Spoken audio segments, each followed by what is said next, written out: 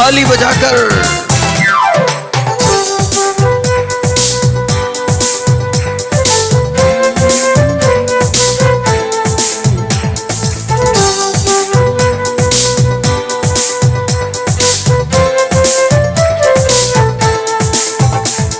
यहोवा मुझे तेरी जरूरत है, यहोवा मेरा है, मुझे तेरी जरूरत है। प्यार तू करता इतना, प्यार तू करता इतना, अपने हाथों में खुदी मेरी सूरत है। यहोवा मुझे तेरी जरूरत है। हाँ आइए चर्च मिलकर कहें, मुझे तेरी जरूरत है।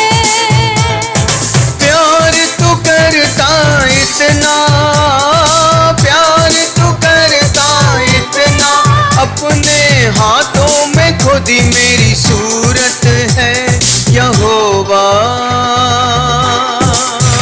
मुझे तेरी जरूरत है। हाँ यहोवा हालेलुया, मुझे तेरी जरूरत है। हालेलुया।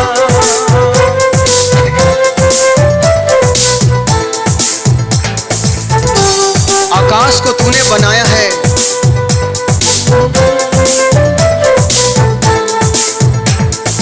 आकाश तूने बनाया, समंदर की हद ठहराई। आकाश तूने बनाया, समंदर की हद ठहराई। चरिंद परिंद पहाड़ दरिया और फूलों से धरती सजाई। चरिंद परिंद पहाड़ दरिया और फूलों से धरती सजाई। कायनात कितनी सुंदर बनाई, कायनात कितनी सुंदर बनाई, तू खुद कितना खूबसूरत है। यहोवा हाँ मुझे तेरी जरूरत है। यहोवा मुझे तेरी जरूरत है।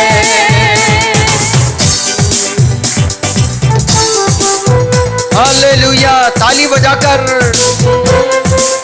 क्योंकि तू मेरे चेहरे की रौनक है।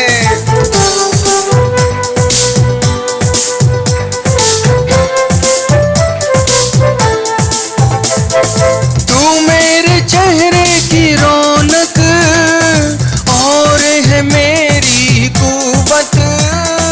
तू मेरे चेहरे की रौनक और है मेरी कुव्वत। कुदरत और जलाल के बादशाह तुझसे है मेरी सीरत। कुदरत और जलाल के बादशाह तुझसे है मेरी सीरत। तेरे बिना क्या जिंदगी मेरी, तेरे बिना क्या जिंदगी मेरी, बेमूरत बेसूरत है। यहोवा मुझे तेरी जरूरत, हालेलुया। यहोवा हालेलुया, मुझे तेरी जरूरत है। प्यार तू करता इतना, अपने हाथों में खुदी मेरी सूरत है। यहोवा मुझे तेरी जरूरत है। यहोवा मुझे तेरी जरूरत है। ताली बजाकर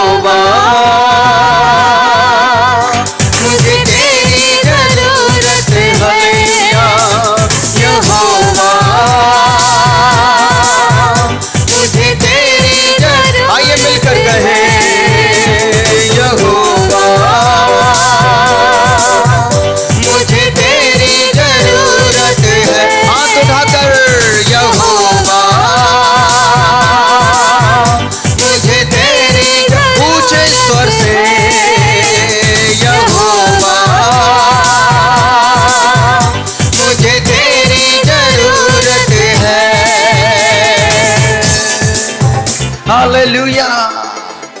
किसकी जरूरत है? हेलो, किसकी जरूरत है? यहोवा की जरूरत है। क्यों? क्योंकि बाइबल कहती है, यशायाह 54 में उसने कहा, तू मुझे जाने और मत जाने, परंतु मैं तुझे आशीष दूंगा, मैं तेरी कमर को कसूंगा। हालेलुया। वो हमारा अद्भुत परमेश्वर है, क्योंकि यिर्मयाह 32:41 में उसने कहा, मैं बड़ी प्रसन्नता के साथ भला करना ना छोड़ूंगा। हालेलुया। वो हमारा भला करने वाला परमेश्वर है। इसलिए आज की सुबह हम यीशु से कहें,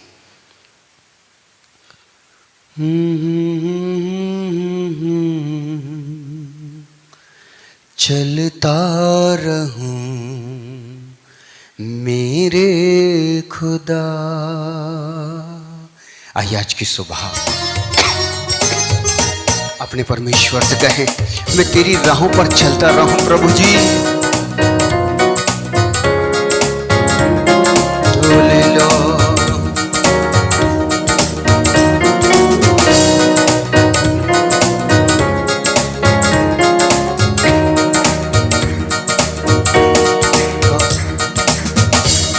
कफर मेरा तू ही है, सहारा मेरा तू है। हाँ, कफारा मेरा तू, ओ मेरे यीशु, सहारा मेरा तू ही है। मैं तेरी राहों पर चलता रहूं मेरे खुदा। हाँ, मैं तेरी राहों पर चलता रहूं मेरे खुदा। बहने लो, तेरी राहों पर चलती रहूं मेरे खुदा। कफारा मेरा तू ही है, सहारा मेरा तू ही है। कफारा मेरा, ओ मेरे यीशु, सहारा मेरा तू ही है। मैं तेरी राहों पर चलता रहूं मेरे खुदा। हाँ, मैं तेरी राहों पर चलता रहूं मेरे खुदा। ऊंचे स्वर से, मेरे खुदा, मेरे खुदा, मेरे खुदा,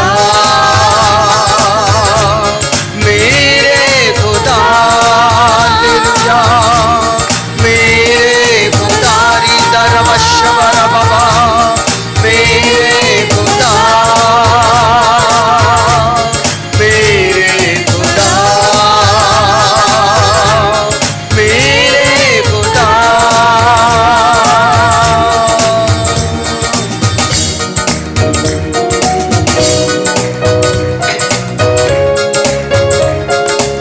तेरे सिवा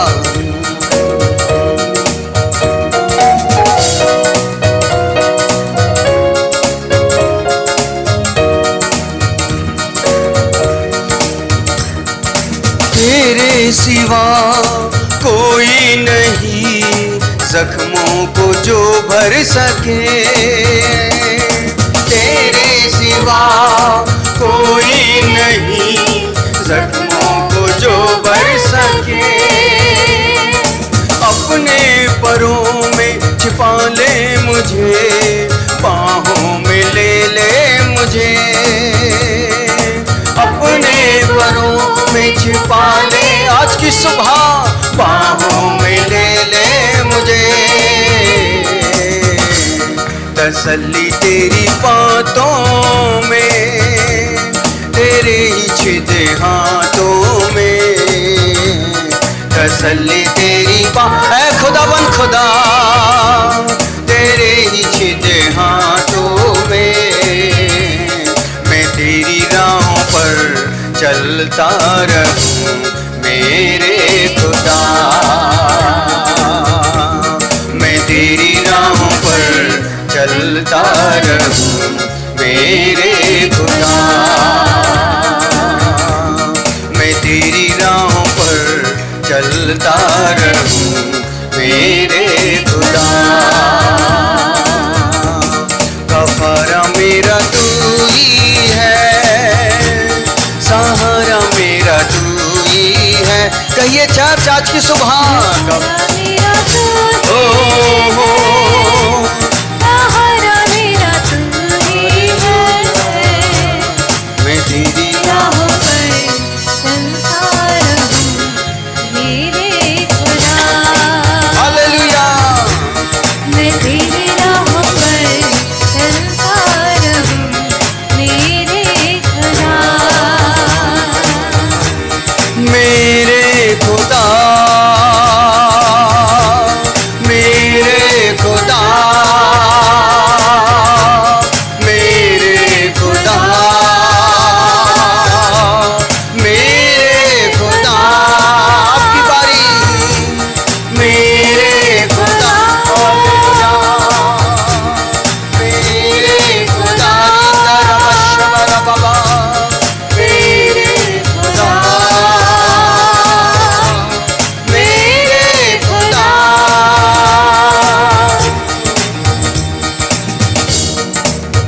क्योंकि पिता तूने मुझे संभाला है प्रभु जी, अब तक तूने ही लेकर के चला है मेरे खुदावन। इसलिए यीशु मसीह के नाम पर आज की सुबह हम आपके पवित्र कदमों में आते राजा। ओ हालेलुया मेरे यीशु। फिदियां मेरे पापों का तू, छुपने की तू ही जगह। फिदियां मेरे पापों का तू, छुपने की तू ही जगह। राहों की तू है रोशनी, रूह जा बदन की सिफा। राहों की तू है रोशनी, रूह जा बदन की सिफा। मसा से मुझे भर दे तू, लहू से मुझे धो दे तू। मसा से मुझे आई आज की सुबह कहें हालेलुया। लहू से मुझे धो दे तू, मैं तेरी राहों पर चलता रहूं मेरे खुदा। हालेलुया। मैं तेरी राहों पर चलता रहूं मेरे खुदा। कफारा मेरा तू ही है, सहारा मेरा तू ही है। कफारा मेरा तू ओ मेरे राजा। सहारा मेरा तू ही मैं तेरी राहों पर चलता रहूं मेरे खुदा। हाँ मैं तेरी राहों पर चलता रहूं मेरे। बहने लोग कहेंगे मैं तेरी राहों पर चलती रहूं मेरे खुदा। आइए मिल करके मेरे खुदा मेरे खुदा मेरे खुदा मेरे खुदा मेरे खुदा मेरे खुदा मेरे खुदा मेरे खुदा। आइए थालियों को बजा करके और उससे कहें आज की सुबह प्रभु ये अनुग्रह दे दे, हम तेरी राहों पर चलें प्रभु जी, निरंतर तेरी राहों पर चलें पिता। ये अनुग्रह आज की सुबह यीशु के नाम पर दीजिए राजा।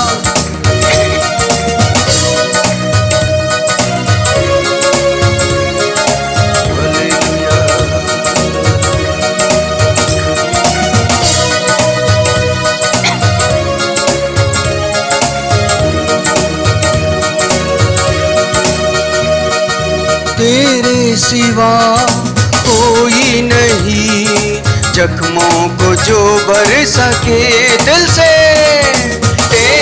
सिवा कोई नहीं, जख्मों को जो भर सके। अपने परों में छुपा ले मुझे, बाहों में ले मुझे। अपने परों में छुपा ले मुझे, बाहों में ले मुझे। तसल्ली तेरी बातों में, तेरे ही छिदे हाथों में। हाँ, तसल्ली तेरी खुदावन खुदा, तेरे ही छिदे हाथों में। मैं तेरी राहों पर चलता रहूं मेरे खुदा। मैं तेरी राहों पर चलता रहूं मेरे खुदा। कफारा मेरा तू ही है, सहारा मेरा तू ही है। कफारा मेरा खुदावन खुदा, सहारा मेरा तू ही है। मैं तेरी राहों पर चलता रहूं मेरे खुदा। मैं तेरी राहों पर चलता रहूं मेरे खुदा। मेरे खुदा, मेरे खुदा, मेरे खुदा, मेरे खुदा, मेरे खुदा।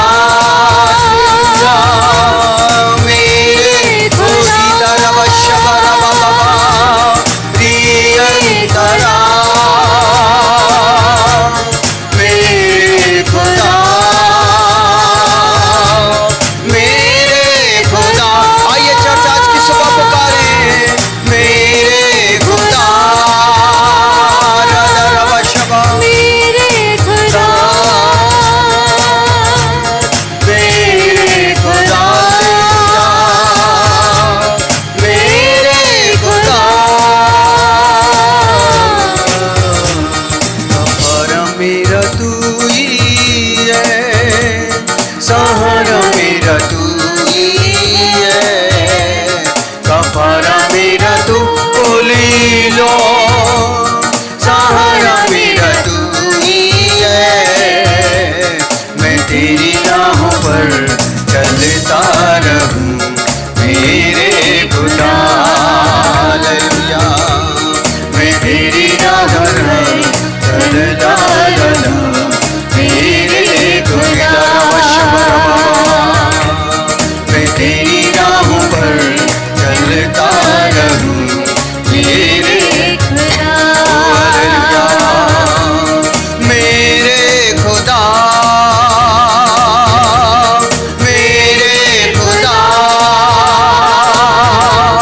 मेरे खुदा। हालेलुया। मेरे खुदा, ऐ खुदा, मेरे ऐ जिंदा खुदा। हालेलुया। मेरे खुदा, गोरी तरह शबरबा, मेरे खुदा, मेरे खुदा।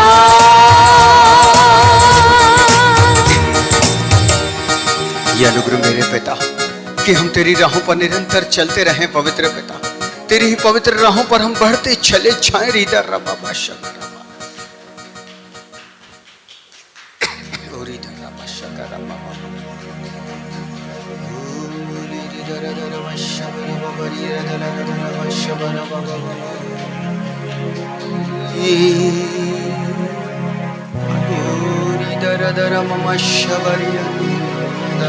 आइए हम कुछ पल अपने स्थान पे खड़े होके उसकी स्तुति करें। Hallelujah, hallelujah. हे हमारे प्रभु और परमेश्वर, तो ही महिमा और आदर और सामर्थ के योग्य। होली होली होली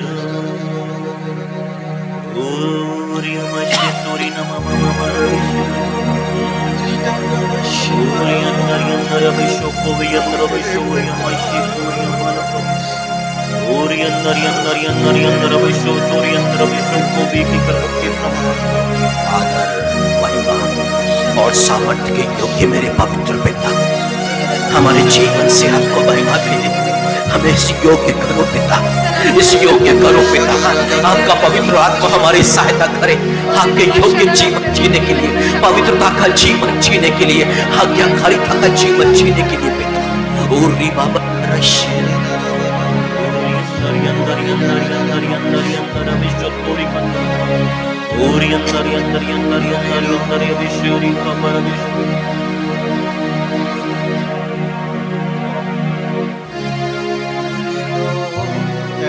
खुदावंद खुदा, हमारे दिल के जख्मों को कौन भर सकता है? वो तू ही है मेरे यीशु, जो हमारे दिल के जख्मों को भर सकता। प्रभु जी,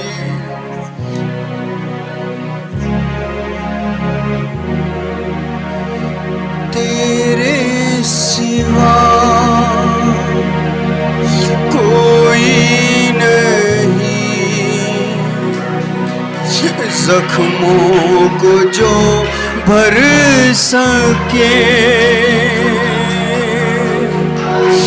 तेरे सिवा कोई नहीं, जख्मों को जो भर सके। अपने परों में छिपा ले मुझे, बाहों में ले मुझे। खुदा रिदा रमाशा रियंदिरी खंथना मामा शबरकता रियंदिरी बाबा शकुरी अंदर बाबा। पिता, अपने परों में छिपा ले, अपने वस्त्र के घेर में छुपा ले। खुदावंद, छुपा लीजिए आज की सुबह अपने करीब अपने लोगों को। खुदावंद,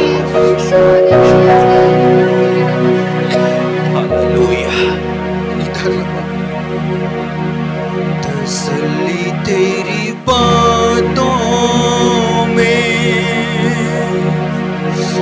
तेरे ही छिदे हाथों में। क्यों ना हो हम अपने हाथों को उठाकर आज की सुबह खुदावंद से तसल्ली तेरी बातों में, तेरे ही छिदे हाथों में। मैं तेरी राहों पर चलता रहूं मेरे खुदा।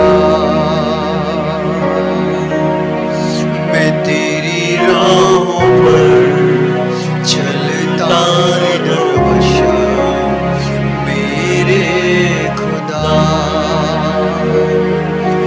मेरे खुदा।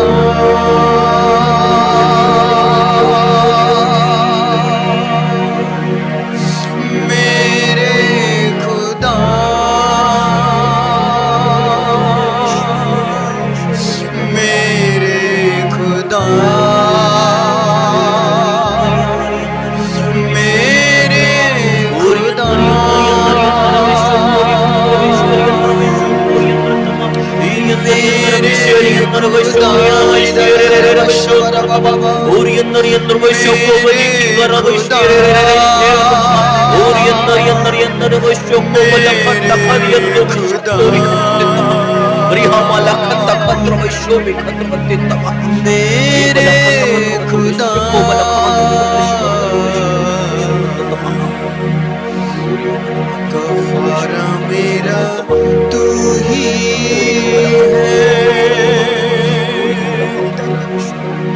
सहारा मेरा तू ही है। आइए आज की सुबह हम एक साथ मिलकर अपने खुदा से कह दे, तू ही मेरा कफारा है खुदावन, तू ही मेरा सहारा है खुदावन। मेरा तू ही है, सहारा मेरा तू ही है। एक बार और, गवारा मेरा तू ही है,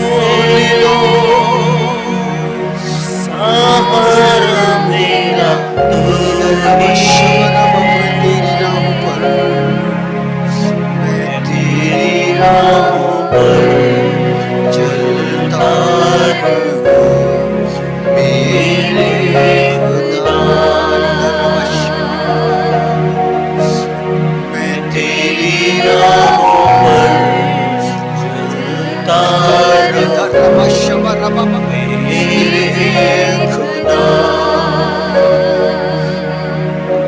मेरे खुदा,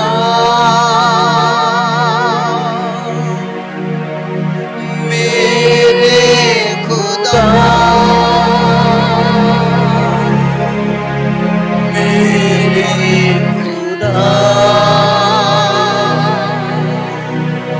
मेरे खुदा।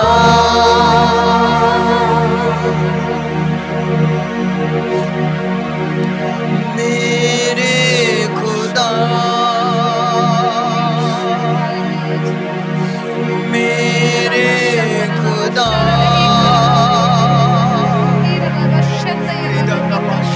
जो सिंहासन पर बैठा है उसका और मेरा धन्यवाद और आदर और महिमा और राज्य युगान युग रहे। ओरी अंदर अब शतोरी खपला खरियश। ओ हालेलुया। ओरी बाबा बारश। Thank you Jesus. धन्यवाद और धन्यवाद की भेंट चढ़ाते हैं मेरे पवित्र पिता। बंदगी हुआ मेमना और सामर्थ और धन और ज्ञान और शक्ति और आदर और महिमा और धन्यवाद के योग्य है। Hallelujah, hallelujah.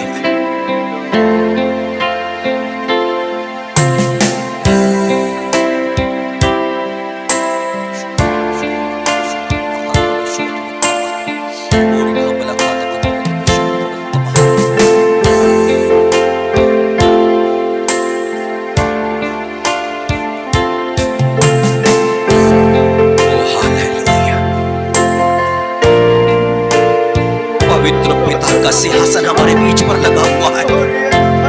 यरूशलेम के मंदिर पर आने वाला खुदा आज हमारे बीच पर मौजूद है। यशायाह ने देखा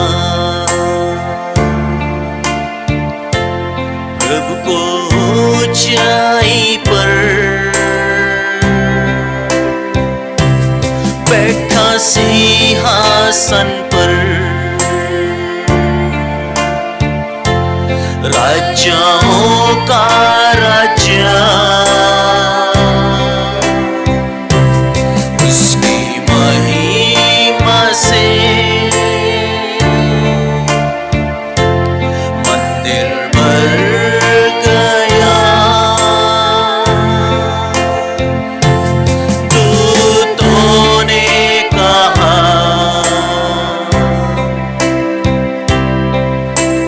पवित्र,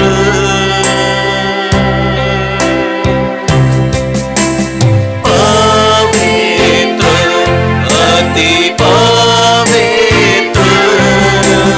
पवित्र, अति पवित्र है सेनाओं का प्रभु,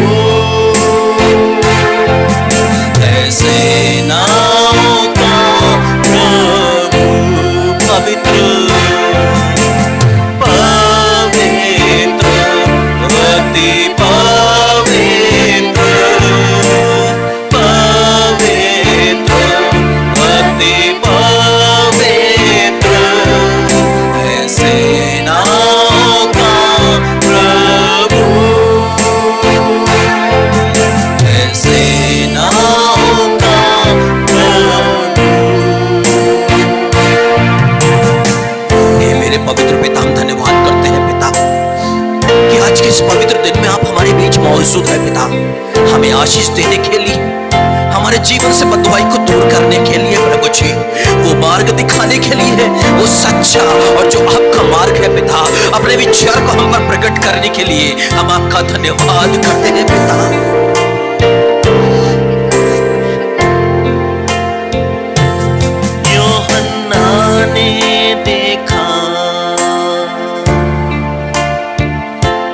प्रभु को टापू पर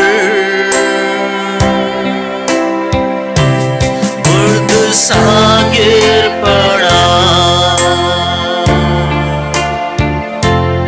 उसके चरणों पर दीपों में दिखा मानव पुत्र के समान। दूतों ने कहा पवित्र पवित्र अति पवित्र पवित्र अति पवित्र है सेनाओं का प्रभु, है सेनाओं का प्रभु। पवित्र अति पवित्र पवित्र। गाइए उसकी महिमा करें, क्योंकि स्वर्गदूत भी बिना थके बिना झुके लगातार कहते रहते हैं पवित्र पवित्र पवित्र प्रभु परमेश्वर सर्वशक्तिमान, जो था और जो है और जो आने वाला है। ओ रे रे बेशतोरी खंद्रवत्ते तमा। आइए स्वर्गदूतों के साथ में मिलके, उसके संतों के साथ मिलके कहे पवित्र। ओ रे रे बेशतोरी खंद्रवत्ते तमा। हालेलुया। है सेनाओं का प्रभु, है सेनाओं का प्रभु।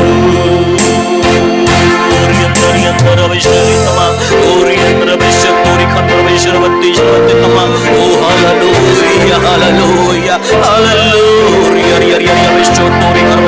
हालेलुया वरेशे तोरी करवत्तमा। ओ हालेलुया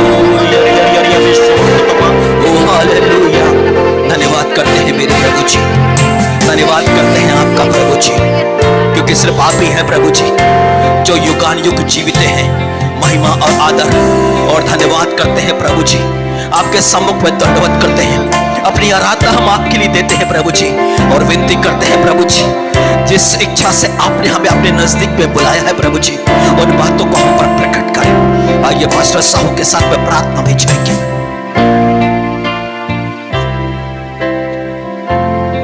पिता, आज की सुबह हम आपके महान कदमों में है राजा, आपकी चुनी हुई प्रजा आपके महान कदमों में है। यीशु मसीह के नाम पर आपके पवित्र कदमों में है राजा। आज अब हमसे बोलो, हम आपकी सुनना चाहते प्रभु। चर्च आपकी सुनना चाहता प्रभु, आपकी प्रजा आपकी सुनना चाहती है महाराजा। आज की सुबह आप बोले महाराजा, आप बोले प्रभु जी, क्योंकि तसल्ली आपकी बातों में है पिता, तसल्ली आपकी बातों में है खुदावन।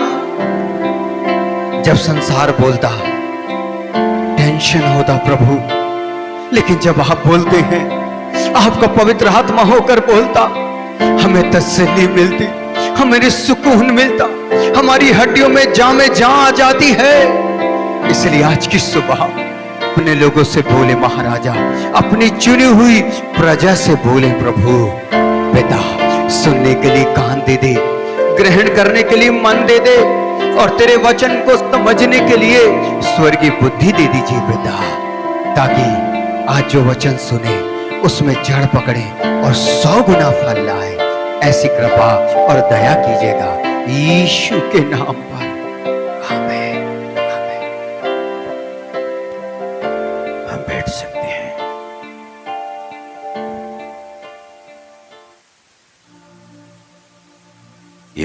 समय जो हमें मिलता है,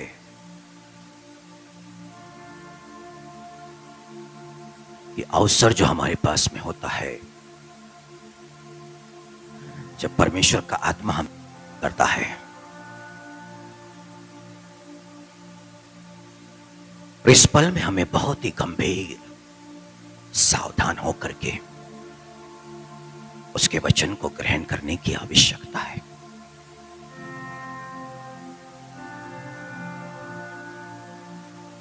यीशु मसीह जो शांति का दाता है, शांति का राजकुमार है,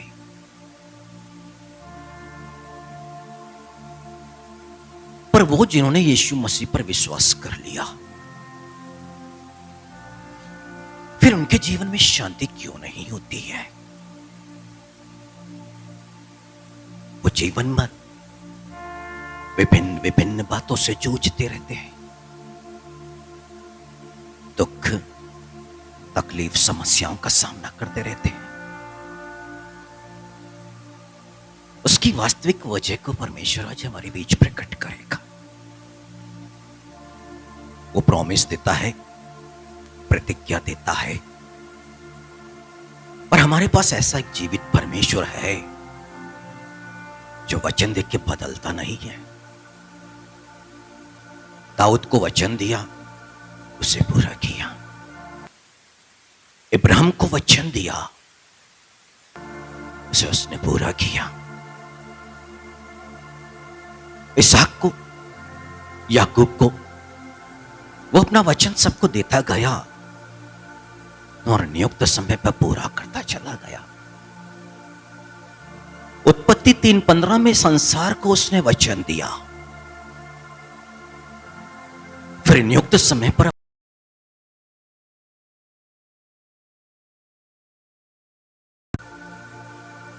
हम भी जब वचन को सुनते हैं तो उसके प्रॉमिस, उसकी प्रतिज्ञाओं को प्राप्त करते हैं। हम जब बाइबल को पढ़ते हैं तो उसकी प्रतिज्ञाएं हमें मिलती हैं, पर इस प्रतिज्ञा के देने के पीछे प्रभु यीशु मसीह का उद्देश्य क्या है? हम प्रतिज्ञा तो प्राप्त करते हैं, पर उसके उद्देश्य को भी जानना जरूरी है। और दूसरा पत्रस उसकी पहली अध्याय और चौथी आयत में परमेश्वर ने अपने पवित्र आत्मा के द्वारा उन बातों को प्रकट किया।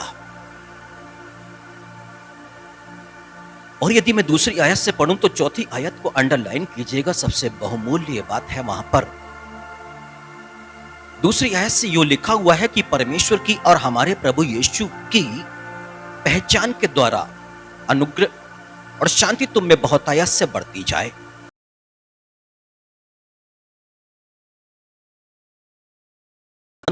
रखता है, हमें उसी की पहचान के द्वारा दिया है, जिसने हमें अपनी ही महिमा और सद्गुण के अनुसार बुलाया, जिनके द्वारा उसने हमें बहुमूल्य और बहुत ही बड़ी प्रतिज्ञाएं दी।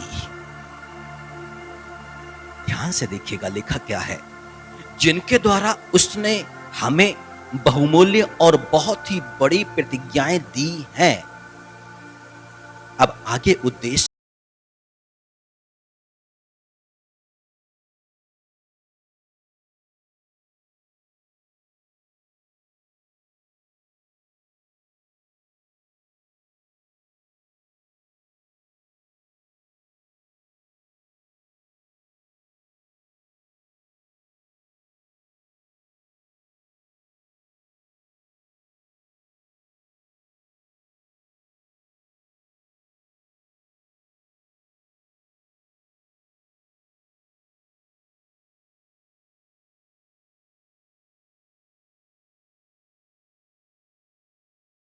है, वैसा स्वभाव हम सबका हो जाए, जैसा उसका नेचर है वैसा हमारा नेचर हो जाए। वो बस यही चाहता है, और उस प्रॉमिस को देने के पीछे और प्रतिज्ञा को देने के पीछे उसका एकमात्र उद्देश्य है कि हमको इस संसार और संसार की सड़ाहट से, जो बुरी अभिलाषाओं से होती है, उससे छुटा करके एक पवित्र जीवन की तरफ वो लेकर के चले। और हमें उसके उस उद्देश्य को लेकर के प्रार्थना करने की आवश्यकता है, उसके उस उद्देश्य को लेकर के उस प्रॉमिस पे आगे बढ़ने की आवश्यकता है। और जब हमारे सामने ये वाला विजन होगा, तभी जाकर के हम उस संसार की जो बुरी अभिलाषा है, जिससे सड़ाहट उत्पन्न होती है, उससे बचते हुए, उस होते हुए पवित्रता में आगे बढ़ते जाएंगे और परमेश्वर की उस प्रतिज्ञा को हम प्राप्त कर सकेंगे जो परमेश्वर ने हमें पहले ही दे चुका है अपने वचन के माध्यम से। परमेश्वर इजरायलियों पर अनुग्रह करना चाहता, उन पर दया करना चाहता है। वो बहुत दुख और मुश्किल का जीवन जी रहे थे मिस्र की दासत्व में। उनकी चिल्लाहट बहुत बढ़ गई थी, उन्हें बहुत ज्यादा परिश्रम करना पड़ता था, ज्यादा जुए का दबाव उन पर बढ़ता चला जा रहा। उनको ईंटें बनाने का काम दिया गया मिस्र के अंदर में, एक कठोर परिश्रम उनसे कराया जा रहा था। यह सब श्रापित जीवन था। जब आदम के समय परमेश्वर ने आदम को जो कर्ज किया था, जो श्राप दिया था कि भूमि तेरे कारण श्रापित होगी, तू पसीने की रोटी खाएगा, इजराइल लोग भी उसी ही श्राप से होकर गुजर रहे थे। परंतु वो छुटकारे की बाट जो रहे थे, वो लगातार प्रार्थना भी कर रहे थे। अब परमेश्वर की जो प्रॉमिस जो अब्राहम के साथ में थी, परमेश्वर ने स्मरण किया उस बातों को, और परमेश्वर उतर करके आया और मूसा को परमेश्वर ने खड़ा किया है कि उनको वहां से ले जाकर के वो प्रतिज्ञा के देश में लेके जाएं। प्रतिज्ञा के देश में परमेश्वर प्रतिज्ञा इसलिए देता है कि संसार की उस सड़ाहट से छूट करके जो संसार में बुरी अभिलाषाओं से होती है, वो परमेश्वर के ईश्वरीय स्वभाव के संभागी हो जाए। अब परमेश्वर की जो योजना है, जो उद्देश्य है कि उसके जो इजराइली लोग हैं वो परमेश्वर के स्वभाव में आ जाए। प्रतिज्ञा तो उन्होंने प्राप्त कर ली, और प्रतिज्ञा तो हमारे पास भी है अनंत जीवन की। और इस पृथ्वी पर नाना प्रकार की परमेश्वर के पवित्र वचन पे जो बीमार है तो उसके लिए चंगाई की प्रतिज्ञा है, जो श्रापित जीवन जी रहा है आर्थिक समस्याओं में, उनके लिए उन्नति का जीवन। ऐसी ना जाने कितनी प्रतिज्ञाएं इस बाइबल में जो हमारे लिए मौजूद है। और जिन्होंने प्रभु यीशु मसीह में बपतिस्मा लिया, उन्होंने प्रभु यीशु मसीह को पहन लिया। और जिन्होंने प्रभु यीशु मसीह में बपतिस्मा लेके यीशु मसीह को पहन लिया है, बाइबल कहती है अब वो अब्राहम के वंशज हैं। यानी कि अब अब्राहम की जो प्रतिज्ञाएं और परमेश्वर की जो प्रतिज्ञाएं हैं, उन सारी बातों के वो वारिस। यानी कि जितनी प्रतिज्ञाएं परमेश्वर ने अब्राहम को दी, इसहाक को दी और याकूब को दी, वो सारी प्रतिज्ञाओं को आप क्लेम कर सकते हैं क्योंकि आप उसके वंशज हैं। जो प्रतिज्ञाएं परमेश्वर ने राजा दाऊद से की, वो अब आपकी है, क्योंकि राजा दाऊद अब्राहम के वंश से आया है, यूदावंशी है वो। और हम भी अब्राहम के वंशज यानी कि दाऊद के वंशज हैं। यानी कि हमारी बाप दादाओं से जो प्रतिज्ञाएं थी, जो वाचाएं थी, अब वो सब की सब अब हमारी हो गई है यीशु मसीह में विश्वास करने के चलते हैं। हमें उन प्रतिज्ञाओं को जो पुराने नियम के अंदर में अब्राहम, इसहाक, याकूब के साथ में थी, उनको नजरअंदाज नहीं करना है, परंतु वो सब हमारी है, उसको लेकर के प्राप्त। पर उसके पीछे जो परमेश्वर का उद्देश्य है कि हम उसके स्वभाव में संभागी हो जाएं। जैसा हमारे परमेश्वर का स्वभाव है वैसा स्वभाव हमारा हो जाए। परंतु इस सप्ताह में लगातार हम जब कॉटेज में या लोगों से जो मुलाकात के लिए गए हैं, मीटिंग के लिए गए हैं, तब परमेश्वर ने एक बात मन में डाली है जो लगातार हर घर घर में उसको बांटा गया है।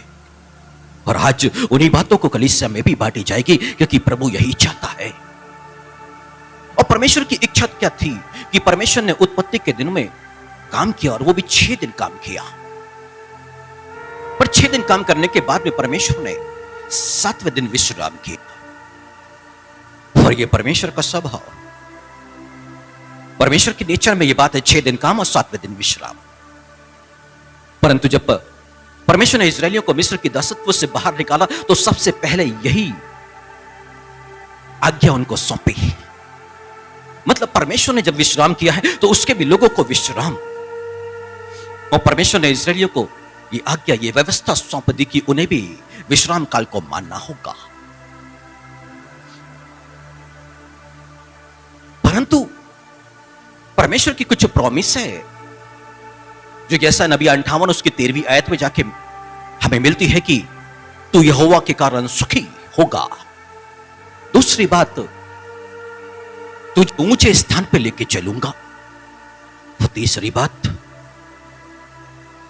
याकूब के भाग की उपज में से मैं तुझे खिलाऊंगा। ये प्रॉमिस, ये प्रतिज्ञा है।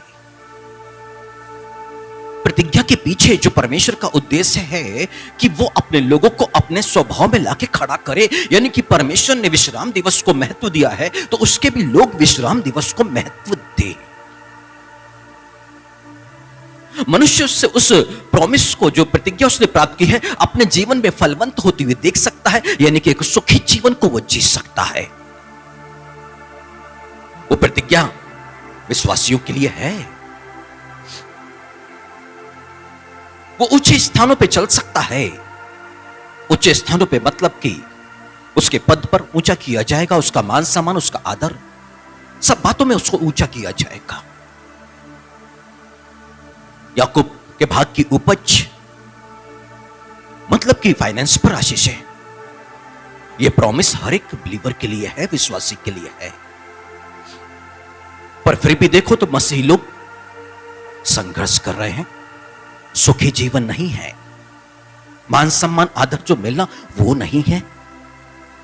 याकूब के भाग की उपज का हिस्सा उनके पास में नहीं है। मसीह जगत जो है ना वो जूझ रहा है। अधिकांश लोग कंगाली में, गरीबी में, दुख में, बीमारी में और परेशानी में। प्रॉमिस तो है पर उसका फल जीवन पर दिख नहीं रहा है, क्योंकि परमेश्वर का जो उद्देश्य है ना, एक व्यक्ति को अपने प्रॉमिस देने के पीछे कि वो ईश्वरीय स्वभाव के संभागी हो जाए, तो मनुष्य है ना परमेश्वर के स्वभाव को समझ नहीं पा रहा है कि वो विश्राम दिवस को महत्व देता है। तो हम भी विश्राम दिवस जो आज प्रभु का दिन है, उसके भवन में उसकी आराधना के लिए हम एकत्र, क्योंकि परमेश्वर हमसे यही चाहता है। तो ये 3 प्रॉमिस हमारी हो जाएगी। मनुष्य अपने संकट से बाहर निकल नहीं पा रहा है। वो दुआ तो करता है, प्रार्थना तो करता है, पर इन समस्याओं से वो बाहर निकल नहीं पा रहा है। एक समस्या होती है, उससे निकलता है तो दूसरी खड़ी हो जाती है, और दूसरी के बाद में तीसरी, और तीसरी के बाद में चौथी, और नाना प्रकार की समस्याओं में जीवन भर वो उलझा हुआ रहता है, उससे बाहर निकल ही नहीं पाता है। वजह विश्राम दिवस यानी कि प्रभु के दिन का आदर नहीं, मान नहीं, सम्मान नहीं। और वो परमेश्वर क्या कहता है, जो मेरा आदर करे मैं उसका आदर करूंगा, और जो मुझे तुच्छ जाने मैं उससे तुच्छ। यानी कि जो परमेश्वर की आज्ञा इस्राएलियों के लिए थी कि उन्हें विश्राम दिवस का सम्मान करना होगा, विश्राम दिवस में उनके घर पे चूल्हा भी नहीं जलेगा, वो काम पर नहीं जाएंगे, यानी कि अब पूरी तरह से परमेश्वर के साथ में उन्हें विश्राम यानी कि आराधना की भावना में उनको होना है और कुछ नहीं। एक प्रॉमिस है जो परमेश्वर हमें समझाना चाहता है। सुखी जीवन, ऊंचा स्थान, याकूब के भाग की उपज में से हमारा हिस्सा ब्लेसिंग्स। हमारे पास तो अनंत जीवन की प्रतिज्ञा है। अनंत जीवन का वारिस होने के लिए हमें बुलाया गया है। वो परमेश्वर क्या चाहता है कि 6 दिन काम करके 7वें दिन उसने विश्राम किया, और इजरायलियों से वो क्या चाहता था कि वो भी अपने काम को पूरा करें और उसके विश्राम में प्रवेश करें। पर वो जो इजरायली है ना, वो विश्राम स्थान यानी कि वो प्रतिज्ञा का देश जो था उसमें वो प्रवेश नहीं कर सके। पर उसमें प्रवेश क्यों नहीं कर सके? क्योंकि उन्होंने परमेश्वर पर विश्वास नहीं किया। क्यों? क्योंकि उन्होंने परमेश्वर की आज्ञा को नहीं माना। यानी कलीसिया को आज्ञा सौंपी गई है, परमेश्वर चाहता है आज्ञा को पूरी करो और विश्राम में प्रवेश करो। हालेलुया। कौन सा काम हमको दिया गया है? परमेश्वर की आज्ञा ही वो काम है जिसे हमें पूरा करके विश्राम में प्रवेश करना है, परमेश्वर के विश्राम में प्रवेश करना है। और यही तो परमेश्वर चाहता है, और परमेश्वर ने व्यवस्था ठहरा दी कि उसकी जो विश्राम वार में हमको प्रवेश करना है, अभी से ही हमको अभ्यास करना होगा। क्योंकि विश्राम में प्रवेश करने का मतलब है शरीर की सारी अभिलाषाओं से दूर होकर आत्मिकता में पूर्ण रूप से परमेश्वर के साथ में जुड़ना। शरीर की कोई भी अभिलाषा को पूरी नहीं करना है। क्यों? क्योंकि वचन में लिखा हुआ है, यशायाह नबी 58 और उसकी 13वीं आयत में, अपने मार्ग पर मत चलना, अपनी इच्छा पूरी मत करना और अपनी ही बातें नहीं बोलना। मतलब शरीर से जो बातें संबंध रखती हैं, परमेश्वर इस प्रभु के दिन में क्या चाहता है, उन बातों को अपने जीवन से दूर करके सिर्फ परमेश्वर की इच्छा को पूरी करना है, परमेश्वर की बातों को सुनना है और उसी की आराधना करना है, बस। और तभी वो कहता है, इसी के कारण तुम मेरे कारण सुखी हो जाओगे, ऊंचे स्थान पे लेके चलूंगा और याकूब के भाग की उपज में से मैं तुम्हें खिलाऊंगा। हालेलुया। थोड़ा सा समय परमेश्वर के साथ में व्यतीत करके और एक मनुष्य एक सुखी जीवन को जी सकता है। पर मनुष्य अपनी मानसिक बातों में इतना उलझा हुआ है, अपने विचारों में, अपनी कल्पनाओं में, अपनी योजनाओं में, अपनी चिंताओं में और संसार की बातों में इतना उलझा हुआ है कि वो परमेश्वर के लिए समय निकाल नहीं पाता है और इस करके एक दुखी जीवन को वो जी पा। परमेश्वर अपने स्वभाव में संभागी करके कर क्या रहा है, हमारे जीवन पर अपनी शांति और अपने आनंद को ढेर रहा है। परमेश्वर ने क्यों उस प्रभु के दिन में संसार और संसार की बुरी अभिलाषाओं से दूर रहने की बात की है कि अपनी बातें नहीं बोलना, अपनी इच्छा को पूरी नहीं करना और अपने मार्ग पे नहीं चलना? क्योंकि वो जानता है, उसने पहला यूहन्ना और उसकी 2 अध्याय में और उसकी 15वीं आयत में कहा है, तुम ना तो संसार से और ना संसार में की वस्तुओं से प्रेम रखो। तुम ना तो संसार से और संसार में की वस्तुओं से प्रेम रखो। यदि कोई संसार से प्रेम रखता है तो उसमें पिता का प्रेम नहीं। जो संसार से प्रेम करता है उसमें पिता का प्रेम मौजूद नहीं रहेगा। जो संसार से प्रेम करता है, याकूब के नाम पत्र में लिखा हुआ है कि वो परमेश्वर को अपना बैरी बना लेता है। और इसलिए परमेश्वर क्या चाहता है कि उस प्रभु के दिन में हम आत्मिक रूप से उसके साथ में जुड़ जाएं, ना कि संसार और संसार की वस्तुओं में ज्यादा हम लिप्त हो जाए। क्योंकि इस एक दिन में यदि हम इसको प्रयास करते हैं, प्रार्थना करके प्रयत्न करते हैं और इस पर आगे बढ़ते हैं, तो आने वाले 6 दिन, क्योंकि ये पहला दिन है, हम परमेश्वर हमको सारी संसारिक बुरी अभिलाषाओं से बचा के भी रखेगा। जो सड़ाहट को उत्पन्न करते हैं, मृत्यु को उत्पन्न करते हैं, परमेश्वर से अलगाव और परमेश्वर और हमारे बीच में बैर को उत्पन्न करती हैं, ये सारी बातें। हालेलुया। परमेश्वर आज हमारे गुनाहों को यहीं पर समाप्त करना चाहता है। पर जो अपने गुनाहों को, अपने अधर्मों को उसके सम्मुख में मान ले, क्योंकि ऐसा ही लिखा है पहले यूहन्ना में, यदि हम अपने पापों को मान ले तो वो हमें क्षमा करने में विश्वास योग्य और धर्मी है। यरूशलेम मंदिर के अंदर में यही हुआ था, फरीसी और नाकेदार। परंतु फरीसी अपने गुनाह को नहीं मान रहा था, वो दूसरे के गुनाह को देख रहा था। परंतु जो नाकेदार है ना, वो अपने गुनाह के लिए परमेश्वर के आगे गिड़गिड़ा रहा था, दया याचना कर रहा था और उसी को क्षमा किया गया। आज तक प्रभु के दिन का सम्मान नहीं, जो एक आज्ञा है, इस करके जीवन पर कर्ज परमेश्वर उससे आजाद करना चाहता है। यानी कि आज से एक सुखी जीवन, आज से ऊंचा स्थान, आज से याकूब के भाग की उपज में हमारा। आज क्यों मसीह लोगों की संतानें बेरोजगार हैं? क्योंकि प्रभु का दिन का सम्मान करना उनको नहीं सिखाया गया। क्यों आज वो दुख में, बीमारी में, परेशानी में अपने जीवन को व्यतीत कर? क्योंकि वो प्रभु के दिन प्रभु के पास में नहीं होते हैं। वो प्रभु के दिन में अपनी इच्छा और अपनी बातें और अपने दोस्तों में और अपनी संगति में होते हैं और इसलिए वो एक आशीषित जीवन को जी नहीं पा रहे हैं।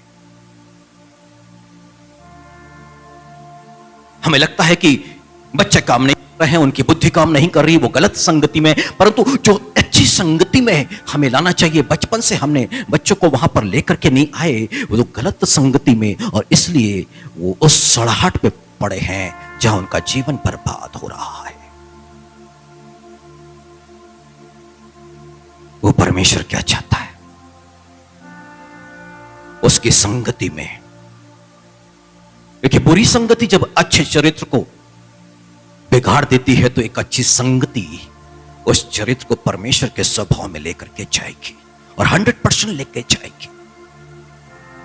और हम चाहते हैं कि परिवार के सदस्य और संतानें सब के सब बदले और ईश्वर के स्वभाव के संभागी हो जाए, तो हमें उसकी संगति में के पास में लाना ही पड़ेगा, उसकी आज्ञा का हमें सम्मान करना ही पड़ेगा, क्योंकि परमेश्वर का एकमात्र उद्देश्य यही है कि वो यदि प्रॉमिस दे रहा है तो उसके पीछे उसका उद्देश्य है कि वो सारे के सारे परमेश्वर के स्वभाव में तब्दील हो जाए। और इजरायली मिस्र से निकले, परमेश्वर क्या चाहता था? कि वो पवित्र हो जाए। परमेश्वर क्या चाहता था? कि वो धार्मिकता का जीवन जिए। परंतु वो परमेश्वर की वो जो प्रॉमिस है ना प्रतिज्ञा के देश की, उसके पीछे जो उद्देश्य परमेश्वर का उसको समझ नहीं पाए।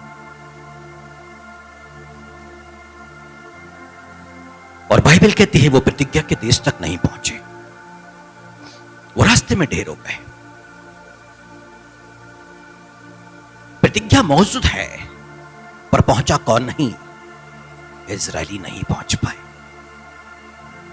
हमें जो परमेश्वर ने प्रतिज्ञाएं दी हैं, जो प्रॉमिस किया है, वो मौजूद है। वो परमेश्वर कभी बदलने वाला नहीं, वो प्रॉमिस वहीं के वहीं पर मौजूद है। पर जिस प्रॉमिस के रास्ते में वो निकलते और उस जगह तक वो पहुंचते, मात्र उस प्रतिज्ञा को वो 13 दिन में प्राप्त कर सकते थे, परंतु उन्होंने अपनी गलती के चलते 40 वर्षों में उसको बदल दिया, और अपनी ही गलती के चलते वो 40 वर्ष में भी उस प्रतिज्ञा को वो प्राप्त नहीं कर सके।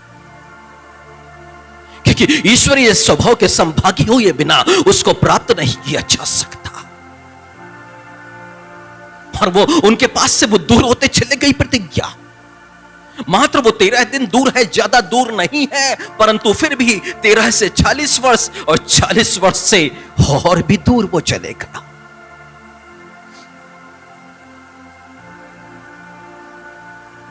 मनुष्य परमेश्वर के वचन में पढ़ता है और फिर सोचता है कि मेरे जीवन पर ये क्यों नहीं।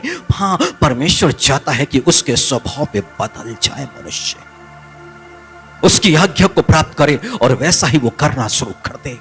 और परमेश्वर हमारे जीवन को, क्योंकि यदि एलिया इस संसार में था और अकाल के समय परमेश्वर ने उसकी सुधि ली, इजरायली इसी पृथ्वी पर थे और जिस मरुस्थल में कुछ मिलता नहीं था, परमेश्वर ने आकाश से मन्ना उनके लिए बरसाया कि वो भूखे ना रहें, और चट्टान से पानी दिया कि वो प्यासे ना रहें। वही परमेश्वर हमारे ऊपर भी यही अनुग्रह करना चाहता है, क्योंकि यहां लिखा हुआ है दूसरा पत्रस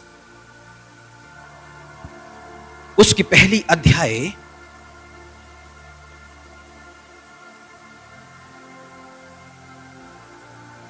और दूसरी आयत में परमेश्वर को और हमारे प्रभु यीशु मसीह की पहचान के द्वारा अनुग्रह और शांति तुम में बहुत आयत से बढ़ती जाए। यानी कि जितना आप परमेश्वर पिता को जानो, जितना आप यीशु मसीह को जानो, और जब आप जानोगे तो कुरिन्थियों के नाम पत्र में पौलुस इस बात को लिखता है कि प्रभु तो आत्मा, और जहां प्रभु का आत्मा वहां स्वतंत्रता। और फिर वो आगे लिखता है कि वो पवित्र आत्मा जो हमको अंश अंश करके प्रभु यीशु मसीह की समानता में बदलता है। यानी कि जितना हमने प्रभु यीशु मसीह को जाना, अब उतना पवित्र आत्मा हमारे अंदर में कार्य करेगा हमको उसके स्वभाव में बदलने के लिए। यानी कि जानने के बाद में, और एक मनुष्य जिसने परमेश्वर को जान लिया कि वो अपने विश्राम दिवस को, यानी कि प्रभु के दिन को कितना महत्व, कितना सम्मान देता है। 7वें दिन उसने विश्राम किया तो उसने कलीसिया के लिए भी ठहरा दिया 7वें दिन, यानी कि प्रभु का दिन, यानी कि इत्वार, उनको भी विश्राम करना है, पर विश्राम घर में सो करके नहीं, उसकी संगति में, आराधना में। हालेलुया। और जानते हैं परमेश्वर ने अपनी व्यवस्था में ठहरा दिया था कि उस समय इजराइल लोग परमेश्वर की आराधना करने के लिए साल में 2 बार दूर दूर गांवों में, शहरों में जो रहते थे, उनको यरूशलेम में आना होता था। तब परमेश्वर ने मूसा के द्वारा ना एक वचन दिया कि जो उसकी आराधना करने के लिए आएंगे, जो उसकी आराधना करने के लिए साल में 2 बार यरूशलेम में आएंगे, पीछे उनका पड़ोसी उनकी जमीन पर अधिकार नहीं लेगा। यह सुरक्षा की जवाबदारी परमेश्वर ने लिया था, क्योंकि उस समय ऐसे कानून तो नहीं हुआ करते थे जो आज मौजूद हैं। एक मनुष्य अपने घर को छोड़कर गया, अपनी खेती बाड़ी को, अपनी जमीन को छोड़ा, और पड़ोसी ने अपनी जमीन का भाग बढ़ा लिया करता था, 5 फीट 10 फीट या और भी ज्यादा। अब वो व्यक्ति प्राप्त नहीं कर पाता था उसे। परमेश्वर कहता था वो तेरी जमीन का लालच करके तेरी जमीन को लेने नहीं पाएगा। कब? जब एक मनुष्य परमेश्वर की आराधना करने के लिए उसकी आज्ञा के अनुसार उसके भवन पर होगा। तो सोचिए, जब उसकी वो सांसारिक वस्तु को वो छीन नहीं पाया पड़ोसी, तो आपकी जो अपनी है, जो आशीषें हैं, वो शैतान आपके जीवन से कैसे छीन सकता है, कैसे अधिकार ले सकता है, वहां पर हमला करके आपको दुखी कर सकता है, क्योंकि सुरक्षा की गारंटी आप परमेश्वर की तरफ से आपके लिए है। हालेलुया। क्योंकि आपका जो शरीर है ना, वो पवित्र आत्मा का मंदिर है। आपका शरीर पवित्र आत्मा का मंदिर है, और एक शैतान इस शरीर पर कैसे बीमारी को, गंभीर बातों को डाल सकता है? क्यों? क्योंकि जब यह शरीर परमेश्वर की आराधना करने के लिए उसके भवन पर होगा, उसकी नजदीकी में होगा, तो शैतान इसको स्पर्श भी नहीं कर सकता, स्पर्श नहीं कर सकता, क्योंकि उसका मंदिर, और इस मंदिर में कौन? पवित्र आत्मा निवास करता है। तो शैतान इसे छू भी नहीं सकता। आत्मा और सच्चाई से आराधना, उसकी आज्ञा के अनुसार आराधना, यह शरीर सुरक्षित यहोवा के कारण तो सुखी होगा। हालेलुया। उसके स्वभाव में संभागी होना। वो क्या चाहता है? इतवार के दिन आप अपने प्रोग्राम, अपनी इच्छा को पूरी मत करो, अपनी इच्छा को पूरी मत करो, किसी भी तरह की इच्छा को। कई मनुष्य सोचते हैं कि इतवार का दिन है, छुट्टी का दिन है, तो चलो हम अपनी व्यक्तिगत जरूरतों के लिए काम कर लें, या पिकनिक कर लें, कहीं घूमने चले जाएं, या कुछ बहुत सारी प्लानिंग मनुष्य करने। परमेश्वर कहता अपनी इच्छा पूरी नहीं करना, अपनी इच्छा पूरी नहीं करना। परमेश्वर क्या चाहता है? हमारे अंदर में उसका भय होना चाहिए, उसका भय। पिछले 3 दिनों में हम 3 परिवार में थे, और इसी बात को लेकर परमेश्वर ने बातें की थी। पर एक बात परमेश्वर ने इन दिनों में सिखाई कि मान लीजिए हमें किसी दूसरे शहर में जाना है, ट्रेन का टाइम है 11 बजे का, हम आधे घंटे पौन घंटे पहले पहुंचते हैं। क्यों? क्योंकि हमारे अंदर में डर है कि यदि समय से नहीं पहुंचे तो ट्रेन छूट जाएगी। डर है, एक भय है, डर है, ट्रेन छूट जाएगी। परमेश्वर ने बताया समय से मेरे भवन पर मेरी उपस्थिति में मेरी आराधना के लिए नहीं, सुख, ऊंचा स्थान, याकूब की भाग का उपज जीवन से चला जाएगा, एब्सेंट जीवन से चला जाएगा। मनुष्य अच्छा जीवन जी रहा होता है, और अचानक से वो दुख और मुश्किल में, कर्जे में, बिजनेस में, नौकरी में बड़े नुकसान में चला जाता है। वजह प्रभु के दिन सम्मान नहीं। बंद कर दीजिए अपने फोन को प्रभु की संगति में। यदि फोन को हम अटेंड कर रहे हैं तो हम प्रभु को नहीं, अपने फोन को या उन व्यक्तियों को महत्व दे रहे होते हैं प्रभु के सामने, और यह प्रभु का अनादर है, प्रभु का अनादर है। जब प्रभु की संगति में बैठे हैं और अपने मोबाइल को, यदि फोन को अटेंड करने वाले हम हैं, हम प्रभु को तुच्छ जान रहे हैं, और अपने जीवन पर आने वाले समय में बहुत बड़े संकट में ऐसा मनुष्य पड़ने वाला है, बहुत बड़े संकट में पड़ने वाला ऐसा मनुष्य, क्योंकि उसने प्रभु को महत्व नहीं दिया, वचन को महत्व नहीं दिया। प्रभु के वचन के समय में वो परमेश्वर के वचन को इग्नोर, अनादर कर रहा है। और बाइबल ऐसा कहती है 138, तो परमेश्वर ने अपने नाम से ज्यादा अपने वचन को महत्व दिया है, अपने नाम से ज्यादा अपने वचन को महत्व। और वो परमेश्वर क्या चाहता है? उसके वचन का महत्व। उसके एक वचन का महत्व राजा साउल नहीं कर पाया। परमेश्वर ने राजा के पद से नीचे उतार दिया। तूने मेरी बात को तुच्छ जाना, अब मैं तुझे राजा होने के अयोग्य ठहराता हूं। तो सोच लीजिए, मनुष्य अपनी नौकरी, अपने बिजनेस में कैसे स्थिर बना रह सकता है, कैसे उसके जीवन की उन्नति आती जाएगी परमेश्वर का अनादर करने के बाद भी। वो नहीं ऊंचा जा सकता है। वो संघर्ष करेगा अपने जीवन के अंदर में। जो परमेश्वर के वचन का अनादर करता है, उसकी पवित्र मौजूदगी में उपस्थिति को छोड़ करके वो दुनिया की बातों में खोया रहता है। आदर, परमेश्वर का आदर। यदि मैं प्रभु हूं तो मेरा भाई मानना कहां, और मैं पिता हूं तो मेरा आदर कहां, वो पूछता है मलाकी की किताब में। कलीसिया, मैं प्रभु हूं तो मेरा भय मानो, मुझे पिता जानते हो तो मेरा आदर करो।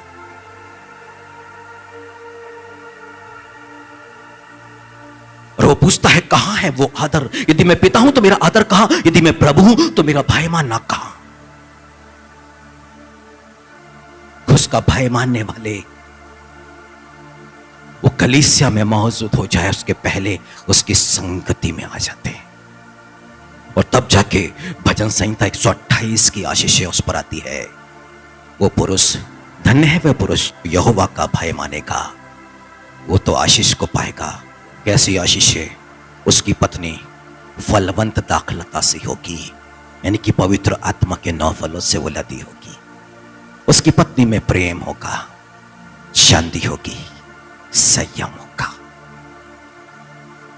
वो पुरुष जो परमेश्वर का भय मानेगा, उसकी पत्नी में पवित्र आत्मा के 9 फल होंगे, और साथ में बच्चे जलपाई के पौधों के जैसे उनकी मेज के चारों तरफ में, उनकी मेज के चारों तरफ में।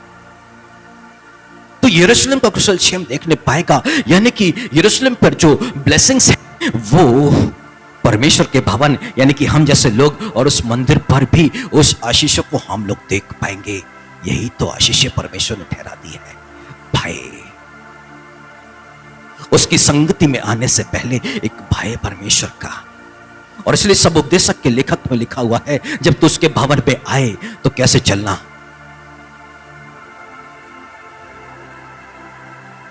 कैसे चलना। सब उपदेशक की किताब में 5वीं अध्याय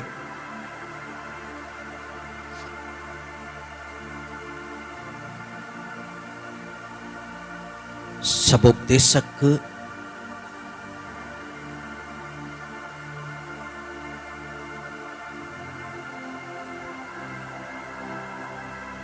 5वीं अध्याय की पहली आयत में, जब तू परमेश्वर के भवन में जाए तब सावधानी से चलना और सुनने के लिए समीप जाना।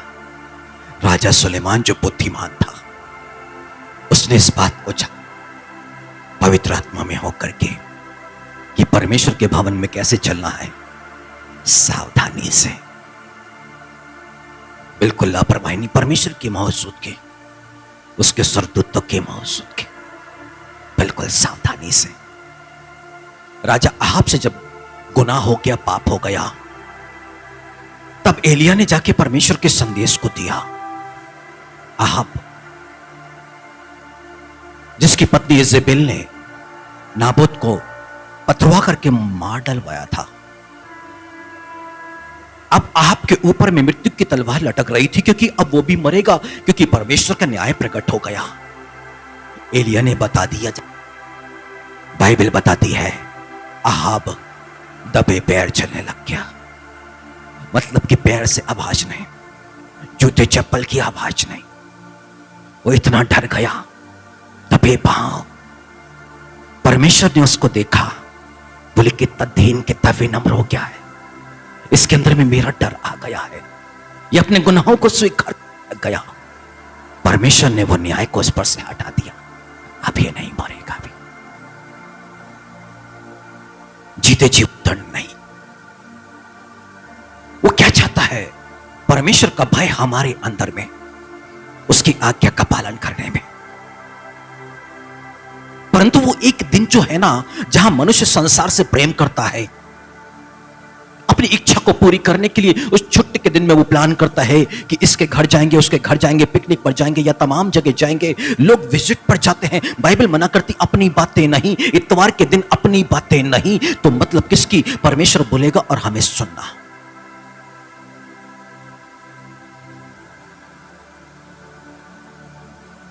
और संसार से प्रेम करने का मतलब परमेश्वर से बैर। और इसलिए यीशु मसीह ने यूहन्ना के सुसमाचार उसकी 14 अध्याय में एक बात को प्रकट किया और यीशु मसीह ने कहा,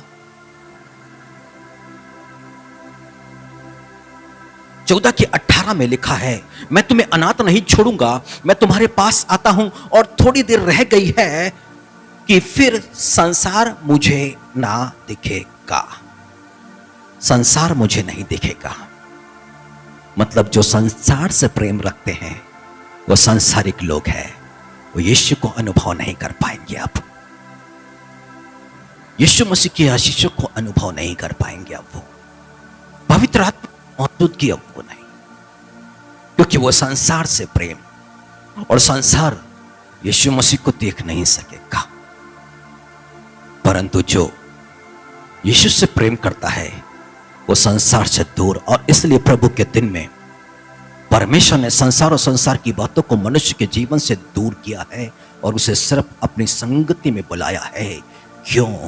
क्योंकि वो परमेश्वर की तमाम जो प्रॉमिसें हैं, उसकी जो प्रतिज्ञाएं हैं, उसका वो आनंद उठा सके।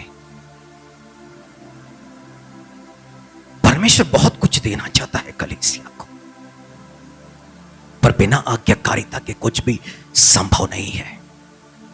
और इसलिए यशायाह नबी की किताब 48:18 में लिखा है कि तुमने मेरी आज्ञाओं को यदि माना होता तो तुम्हारी शांति नदी के समान उमड़ रही होती। और सबसे पहली आज्ञा विश्राम दिवस। नए नियम में अब वो प्रभु का दिन, और प्रभु ने यह व्यवस्था ठहरा दी थी। और ये ऐसा नहीं कि ये सिर्फ इस्राएलियों के लिए, ये पीढ़ी दर पीढ़ी था, पर अब वो व्यवस्था प्रभु यीशु मसीह में पूर्ण होती है। तो इसलिए वो प्रभु का दिन, ये पहला दिन था, इतवार का दिन, जब परमेश्वर ने कहा था उजियाला हो। और वे परमेश्वर ने उजियाले से और वो अंधियारे को अलग अलग किया था। और यही पहला दिन है जगत की ज्योति यानी कि यीशु मसीह, जो मर के तीसरे दिन मृतकों में से इसी दिन में जी उठा था। और इसलिए इस दिन का महत्व बहुत ज्यादा बढ़ जाता है। ईश्वर इस दिन में चाहता है कि लोग वो प्रभु का दिन यानी कि यीशु मसीह का दिन बोला गया है, उसको वो अपना दिन ना समझे और प्रभु का दिन ही उसको बना करके अपने जीवन को वो जिए। तब वो यहोवा के कारण सुखी होंगे। यहां से प्रॉमिस मिलना शुरू होती है, एक के बाद एक मिलते जाएगी। क्योंकि इफिसियों के नाम पत्र में लिखा है, पहले हम इजरायलियों की जो प्रतिज्ञाएं थी, जो वाचाएं थी, उसके हम भागीदार नहीं थे, क्योंकि हम लोग ईश्वर विहीन लोग थे। परंतु एक समय जब परमेश्वर ने अपने आप को किया, अपने इकलौते पुत्र यीशु मसीह को प्रकट किया, अब हमारे पास प्रभु है, वो पिता भी है, परंतु साथ में हमारे साथ में प्रतिज्ञाएं भी हैं और वाचाएं भी हैं। अब हम उसके भागीदार हैं। अब वो सारी वाचाएं, वो सारी प्रतिज्ञाएं हमारी हैं। आप सोचिए ना, परमेश्वर ने यशायाह नबी की किताब में, और वहां पर परमेश्वर ने एक वाचा जो बांधी थी, और वो थी दाऊद के साथ में।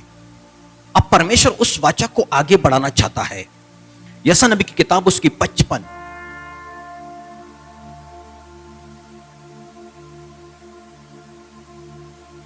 उसकी 3री आयत में, कान लगाओ और मेरे पास आओ, सुनो तब तुम जीवित रहोगे।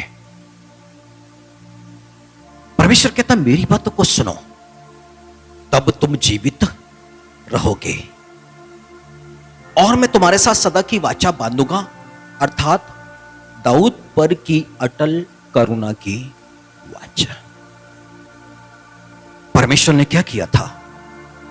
दाऊद से कहा था कि इज़राइल के सिंहासन पर वो और उसके बाद उसका जो वंश है वो सदा के लिए विराजेंगे, वो राजगद्दी कभी छीनी जाएगी। अब हुआ क्या, दाऊद से गुनाह हो गया, परंतु अबशालोम उसी का बेटा आकर के उस राजगद्दी पे विराजता है, पर दाऊद को वहां से भागना पड़ता। और जब दाऊद पश्चाताप करता है तो वो सिंहासन उसे वापस मिलता है। फिर उसका बेटा सुलेमान उस सिंहासन पर विराजमान हो जाता है। पर सुलेमान मूर्ति पूजा में चला गया, परंतु अब परमेश्वर की वाचा जो है दाऊद के साथ में अटल करुणा की वाचा, कि मेरी करुणा तेरे और तेरे वंश में से कभी नहीं हटेगी। पर अब सुलेमान मूर्ति पूजा हो गया है। तब परमेश्वर ने क्या किया, राजा का जो पद था ना वो पूरी तरह से नहीं छीना। 12 राज्य थे, 10 राज्य तो लेके यरोबाम को दे दिया, पर 2 राज्य सुलेमान के पास में। क्यों? क्योंकि परमेश्वर को अपनी वाचा जो दाऊद से की थी ना वो याद है। वो वाचा जो बांधी थी दाऊद के साथ में, परमेश्वर को मालूम था अब पूरी तरह से मैं ये सिंहासन नहीं ले सकता, इससे राज्य में छीन नहीं सकता, क्योंकि मैंने उससे वाचा बांधी है कि तेरे वंश के लोग सदा इस पर विराजते रहेंगे। और उसके बाद ये वंश बढ़ता चला गया। फिर यिशै, और यिशै के बाद में जो आगे ये बढ़ते चले गए, यिशै से फिर आगे उसकी संतान उत्पन्न हुई और दाऊद के वंश भी आगे बढ़ते चले जा रहे हैं। परंतु अब यूदा वंशी जो आगे बढ़े ना, वहां से यीशु मसीह आया है और वो सदा के लिए उस सिंहासन पर विराजमान है। हालेलुया। मतलब अटल करुणा की वाचा। पर ये अटल करुणा की वाचा कब? जब उसकी बातों को सुनेगा मनुष्य, उस पर कान लगाएगा।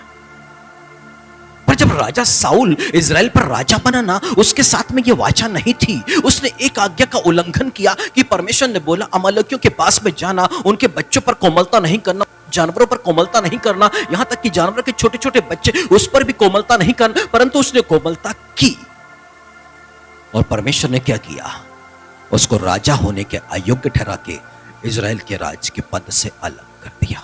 दाऊद को लाके खड़ा कर दिया वहां पे, क्योंकि उसके साथ में वाचा नहीं थी अटल करुणा की वाचा। साउल के साथ में नहीं थी अटल करुणा की वाचा, दाऊद के साथ में थी। वाचा मतलब कवनेंट, मतलब एक एग्रीमेंट। और एग्रीमेंट में होता है कि तुम ये करोगे तो फिर मैं तुम्हारे साथ में ये करूंगा। एक एग्रीमेंट। और परमेश्वर वो एग्रीमेंट फिर से दोहराता है किसके साथ? कलीसिया के साथ, कि तुम मेरी बातों को सुनना शुरू कर दो और सदा की वाचा, यानी कि तुम पर से कभी करुणा मैं अलग नहीं करूंगा। हालेलुया। मतलब परमेश्वर से जो आशीष मिली है ना, उससे परमेश्वर हमको अब अलग नहीं करेगा। हाँ, ताड़ना देगा, दंड देगा, सुधारेगा, सही मार्ग पर लेके आएगा, पर वो जो आशीष पाली है ना जीवन पर, वो हमसे अलग नहीं की जाएंगी। पर कब? सुनने से। उसके समीप में आओ और सुनो, उसके समीप में आओ और सुनो। यानी कि आज जो हम सुन रहे हैं वो हमारे जीवन से, हमारे से दूर नहीं होना चाहिए। यानी कि आज जो हम सीख रहे हैं प्रभु के दिन का सम्मान, यानी कि परमेश्वर का और यीशु मसीह का सम्मान हमारे जीवन से। तब कहता है तुम्हारे साथ अटल करुणा की वाचा, वो वाचा जो दाऊद के साथ थी, जिसे कहते हैं नमक की वाचा, कवनेंट ऑफ द सॉल्ट, नमक की वाचा। बस सुनने मात्र से परमेश्वर की करुणा में हम बने रहेंगे। और जब भी जाएंगे अपनी प्रार्थना, अपनी विनती, अपने निवेदन को लेके, और परमेश्वर क्या करेगा? हम पर करुणा करेगा। क्यों? क्योंकि दाऊद के वंश में से ना राजा हिजकिय्याह आया, और राजा हिजकिय्याह परमेश्वर को सुनता और परमेश्वर के वचन पर बने रहने की कोशिश करता। और एक समय में उसके पैरों पर बीमारी हो गई, वो मरने पे था। और जब परमेश्वर के आगे गिड़गिड़ा के रोया ना, तो परमेश्वर ने क्या किया? 15 वर्ष उसकी आयु। क्यों? क्योंकि परमेश्वर की करुणा दाऊद के वंश पर। हालेलुया। वो हमारी दुआ, हमारी प्रार्थना को सुनना चाहता और हम पर करुणा करना चाहता है। हमें किसी पर निर्भर नहीं छोड़ेगा वो, कि आप जाके भविष्यद्वक्ता, पास्टरों के पास व्यक्तिगत रिलेशन बनाना चाहता है वो आपके साथ में। उसने कहा कि मैं तुम्हें अनाथ नहीं छोड़ूंगा। अनाथ नहीं छोड़ूंगा इसका मतलब है वो आप में रहना चाहता है, उसका पवित्र आत्मा आप में रहना चाहता है। परंतु जो सांसारिक लोग होते हैं वो उसको जान नहीं सकते, पहचान नहीं सकते, देख नहीं सकते, क्योंकि वो संसार से प्रेम करते हैं। पर जो परमेश्वर से प्रेम रखता है वो परमेश्वर की आज्ञा का पालन करेगा, परमेश्वर के दिन का सम्मान करेगा। हालेलुया। वो चाहता क्या है? उसकी कलीसिया अपने प्रेम को उसके प्रति प्रकट करे, यानी कि आज्ञा का पालन करे, उसको अपने जीवन पर पहला स्थान दे। पहला स्थान यानी कि इतवार प्रभु का दिन, पहला मेरा प्रभु, पहले मेरा यीशु। संसार की बातें बात पर वो पहला स्थान चाहिए उसको, 100% चाहिए उसको, उसमें कोई भी कमी घटी नहीं चाहिए। वो नहीं चाहता है कि मनुष्य समझौतावादी जीवन को जी। Hallelujah, hallelujah. मैं चर्च के कुछ लोगों की गवाही देना चाहता हूं, और विशेष करके बहन सोनू सिस्टर की, कनिका की, बादल की परिवार की। जब उनके बादल के डैडी मरणासन अवस्था में थे, जबलपुर हॉस्पिटल में ऑक्सीजन भी हटा दिया, उनको बाहर कर दिया गया था कि अब कुछ नहीं हो सकता। और तब एक एम्बुलेंस करके दोपहर में 1 बजे उनको नागपुर में रॉबी और बादल लेकर के चले, पर पीछे सिस्टर सोनू यानी कि बादल की मम्मी कनिका, उनका ये परिवार इतवार का दिन, प्रभु का दिन, ये नहीं कि ये टैक्सी करके या बस में या ट्रेन में वहां से निकल जाएं, परंतु रात की ट्रेन से और क्या किए, बैग वैग लेके सब चर्च, और वहां से उन्होंने चर्च को अटेंड करने के बाद में ट्रेन पकड़ी। प्रभु के दिन का सम्मान। जिस मनुष्य की दोनों किडनियां फेल, डायलिसिस चालू हो गया, डॉक्टर ने उनको अलग कर दिया, ऑक्सीजन भी अब अलग कर दिया, और प्रभु के उस दिन का सम्मान करके इन्होंने प्रभु की करुणा को प्राप्त करी। और आज भैया जीवित, सुरक्षित, कोई डायलिसिस नहीं, कुछ नहीं, हमारे साथ पीछे बैठे हैं। प्रभु के दिन का सम्मान। चर्च चालू होता है, वो चर्च में होते हैं रेगुलर सालों से। परमेश्वर क्या कर रहा है, इसका प्रतिफल उनके परिवार पर दे रहा है कि हर बड़ी मुश्किल से उनको निकाल करके और फिर से एक ऊंचे स्थान पे परमेश्वर उनको लेके चल रहा है। और क्या कर रहा है, याकूब के उपज की भाग मतलब फाइनेंस पर भी आशीषें परमेश्वर दे रहा है। क्यों? क्योंकि विश्राम दिन के लिए परमेश्वर ने इन आशीषों को ठहराया है। वो परिवार इसको आनंद से इसको एंजॉय कर रहा है, आनंदित है। इस दिन का पालन करने के बाद में जीवन की हर एक बातों पर उनके जीवन पर आशीष आते जा रही है। उसने एक के लिए नहीं, हर एक मनुष्य के लिए यह प्रतिज्ञाएं ठहरा दी है, यहोवा के कारण सुखी, क्योंकि उसने कहा अपने यहोवा को ही अपने सुख का मूल जान। अब सोचिए, जो इतवार के दिन यदि पिकनिक प्लान करके पिकनिक पे जाता है तो वो अपना सुख किस में देख रहा है? पिकनिक में, ना कि यहोवा की मौजूदगी को, ना कि प्रभु यीशु मसीह की मौजूदगी में।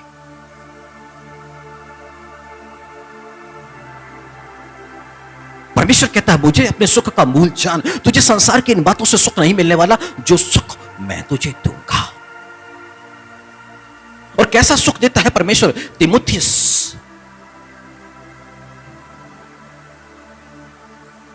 पहला तीमुथियुस 6वीं अध्याय उसकी 17वीं आयत में,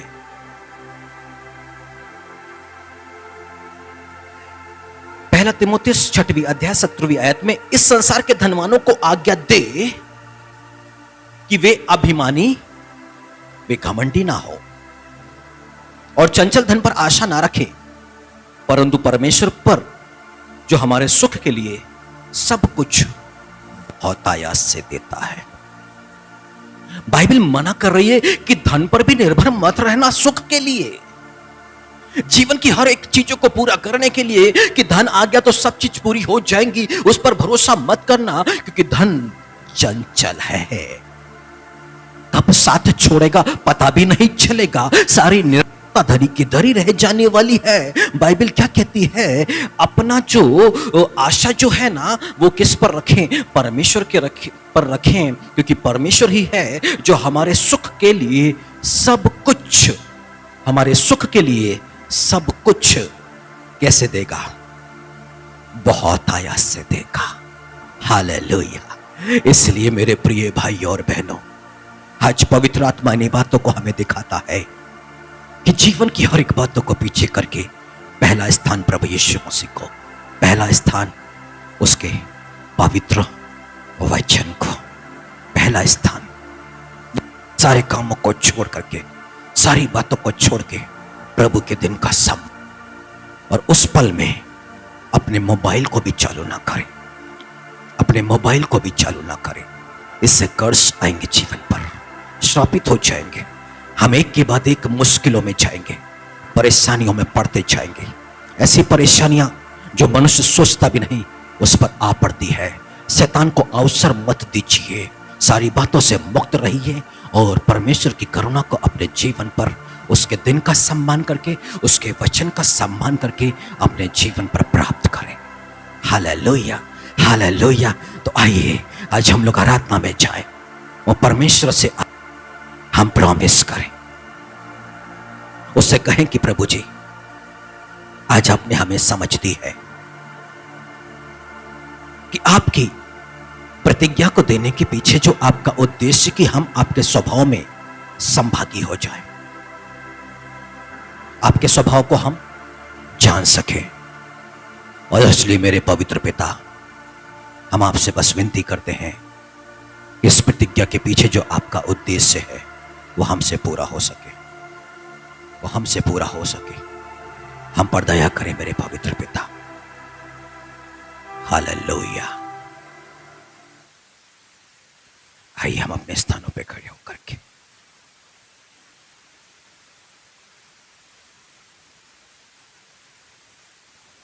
भजनकार लिखता है, यहोवा का धन्यवाद करो क्योंकि वह भला है और उसकी करुणा सदा की है। जो ईश्वरों का परमेश्वर है उसका धन्यवाद करो, उसकी करुणा सदा की है। सदा के लिए उसकी करुणा हमारे पास में, हमारे ऊपर में। यदि हमने अपने कान को उसकी तरफ लगाया, उसको सुना और समझा, और आज उसने हम पर प्रकट किया सुखी जीवन, हर दुख, हर तकलीफ, हर परेशानी से मुक्ति, आजादी, सुखी जीवन वो देना चाहता है।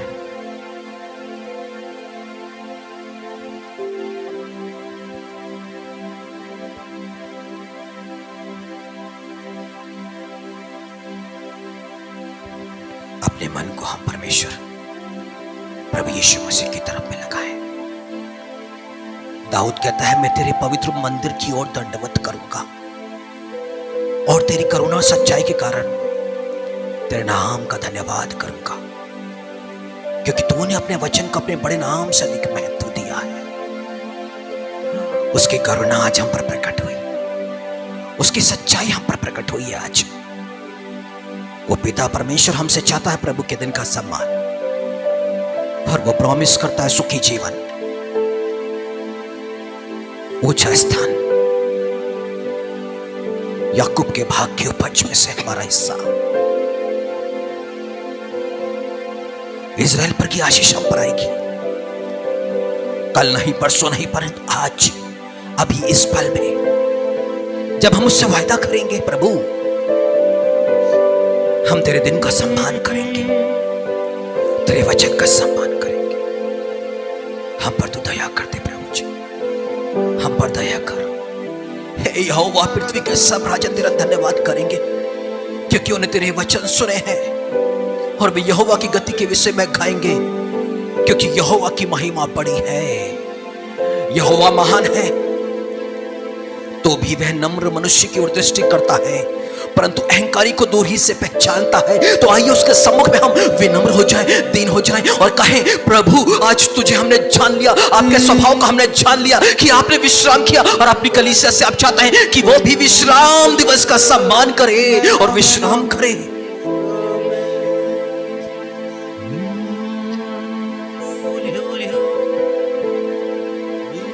ओ पवित्रों के पवित्र प्रभु,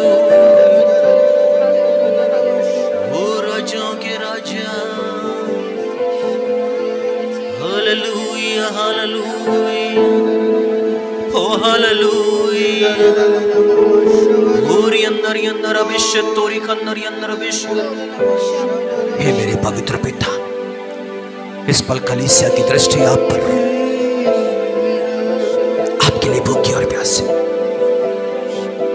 क्योंकि आज आपने एक उम्मीद जगा दी है पिता, सुखी जीवन की, मुझे स्थान की,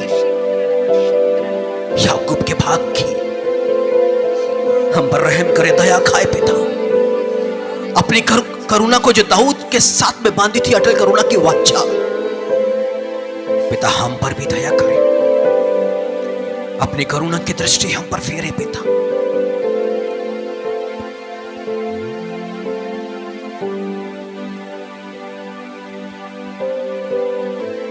आपके पास कैसा भी दुख है आज सौंप दे उसे, कैसे भी बीमारी है उसे सौंप दे, उससे वायदा करें, प्रभु जी प्रत्येक पहले सप्ताह के प्रत्येक दिन, पहले दिन को हम तेरे भवन में प्रभु के दिन का सम्मान करते हुए हर एक इतवार हम आपके नजदीकी पे,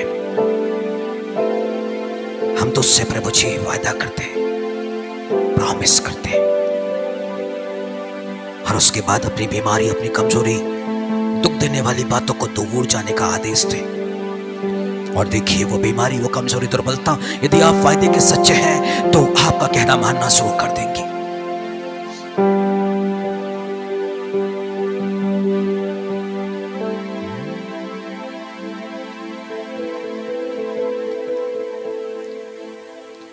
थैंक यू जीसस। वो आपके नजदीक में है। अंधों ने पुकारा, दाऊद की संतान, आज आप पुकार लीजिएगा। 12 वर्ष से बीमार स्त्री, विश्वास से स्पर्श, आज आप भी छू लीजिएगा। कोढ़ी व्यक्ति ने दया की भीख मांगी, उसने कहा तू चाहे तो मुझे शुद्ध कर सकता है, और यीशु मसीह ने कहा मैं यही चाहता हूं, और यीशु मसीह ने उसका स्पर्श किया। मुझसे कहे प्रभु जी मुझे भी छूना, प्रभु जी आज अब हमारे बीच में हो, प्रभु जी हमारा स्पर्श करते प्रभु जी।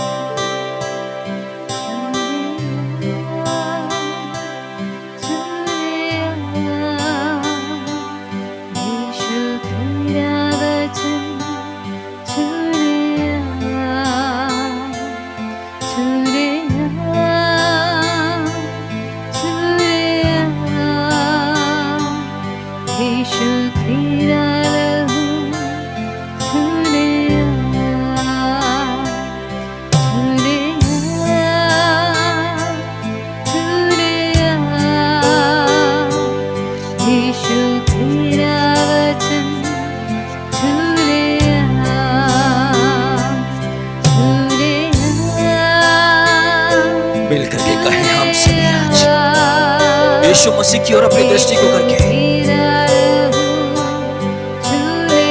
छू ले आज।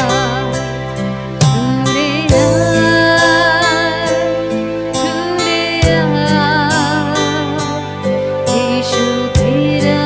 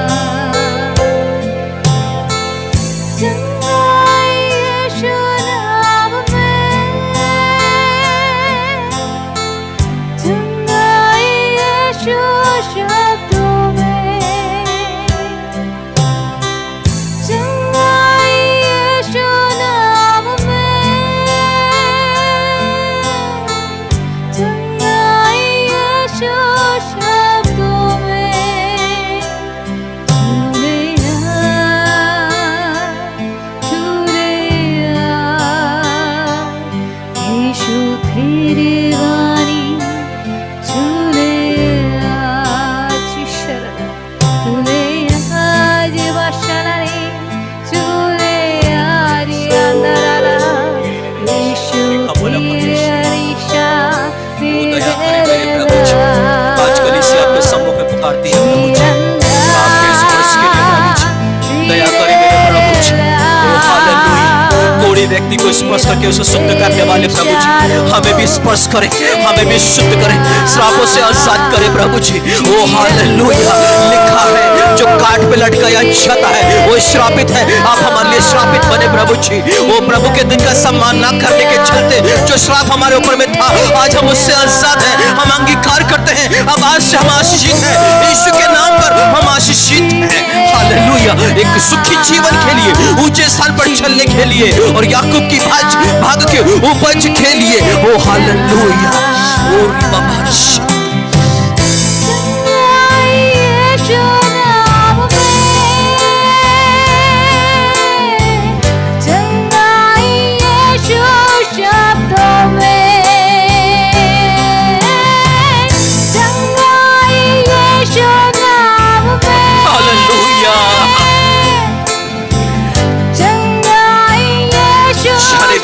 कमजोरियों को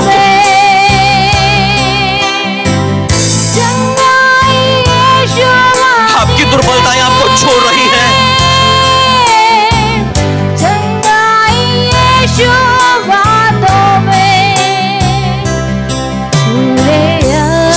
शैतान के जाने का समय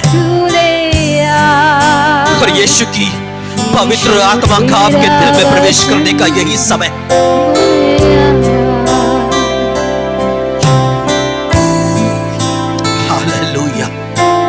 भले वो किडनी की समस्या क्यों ना हो, शुगर की बीमारी क्यों ना हो, कोई भी समस्या, कोई भी डिपार्टमेंट, कैसी भी समस्या क्यों ना हो आपके पास में, आप आजाद हो जाए।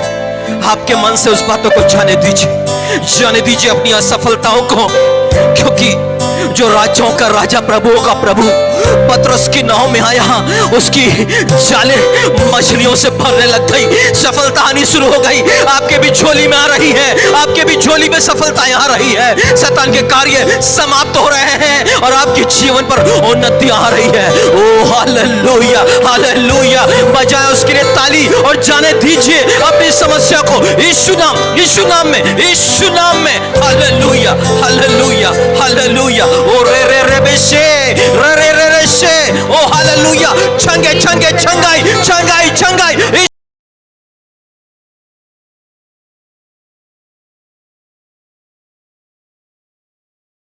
कैंसर की समस्या डांटते हैं, यीशु के नाम पे छोड़ो, मनुष्यों को छोड़ो, चले जाओ। तुम्हारा इन पर कोई अधिकार नहीं, आजादी यीशु के नाम पर। कैंसर से भी आजादी इसी पल में यीशु के नाम पर। हालेलुया।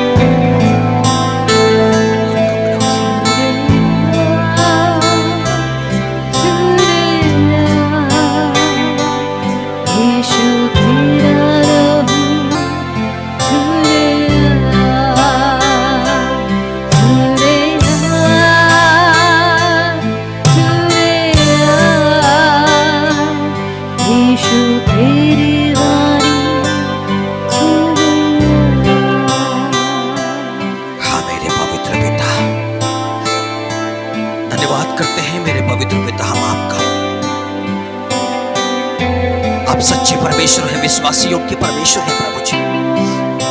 आप हम सभी से बेहद प्रेम करते हैं प्रभु जी। आप चाहते हैं कि सुखी जीवन में हम रहे प्रभु जी। आप चाहते हैं कि हम ऊंचे स्थान पर चले। आपके इस प्रेम के लिए प्रभु जी की जहां आप हमें देखना चाहते हैं वहां हम है नहीं, परंतु आप चाहते हैं कि हम जल्द ही मां तक पहुंचे। आपकी इस करुणा के लिए हम धन्यवाद करते हैं पिता। और प्रभु जी हम सभी मिलकर प्रभु जी प्रभु के दिन का सम्मान करना, आपकी प्रतिज्ञा देने के पीछे जो आपका उद्देश्य है प्रभु जी, आपके स्वभाव में संभागी होना प्रभु जी। आपका पवित्र आत्मा हमें आपके स्वभाव में बदले प्रभु जी, ताकि जल्द से जल्द उस स्थान पर हम पहुंच सके जहां आप हमें देखना चाहते हैं पिता। और हम धन्यवाद करते हैं प्रभु जी कि आप हमारे बीच पर मौजूद हैं प्रभु जी। आपने बीमारों को स्पर्श किया, असंत मन के लोगों को स्पर्श किया, कमजोर दुर्बल लोगों को स्पर्श किया प्रभु जी। हम धन्यवाद करते हैं प्रभु। इस पल हर एक अशुद्ध आत्माएं जो लोगों के अंदर में मौजूद उनके जीवन को बिगाड़ने के लिए यीशु मसीह के नाम से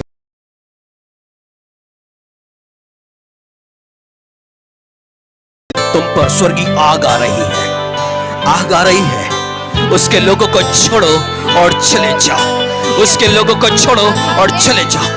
यीशु मसीह नाज़री के नाम से, यीशु मसीह नाज़री के नाम से छुटकारा आ रहा है, छुटकारा आ रहा है। हर एक अनक्लीन स्पिरिट छोड़ रही है, विचारों में गड़बड़ी डालने वाली आत्माएं जा रही हैं, यीशु के नाम पर जा रही है, यीशु के नाम पर जा रही है। बीमारी को डालने वाली, बुद्धि को भ्रष्ट करने वाली नशे की आत्माएं, वे विचार की आत्माएं यीशु के नाम पर जा रही है, यीशु के नाम पर जा रही है। वे विचार की आत्माएं जा रही है, नशे की आत्माएं जा रही है, यीशु के नाम पर, यीशु के नाम पर, यीशु के नाम पर। हालेलुया। आइए अपने हाथों को ऊंचा करें और उसका धन्यवाद देना शुरू करें। पिता, हम आपका धन्यवाद करते हैं पिता, धन्यवाद करते हैं प्रभु यीशु मसीह, धन्यवाद करते हैं पवित्र आत्मा परमेश्वर हम आपका कि आप हमारे बीच में अपने अद्भुत कार्यों को कर रहे हैं प्रभु जी। लोगों को चंगा करने के लिए, छुटकारा देने के लिए,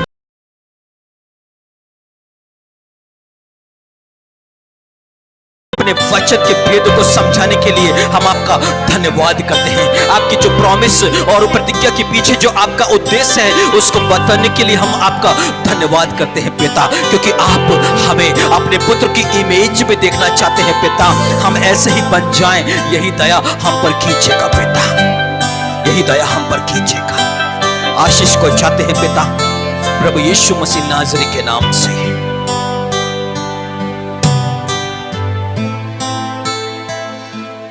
हालेलुया।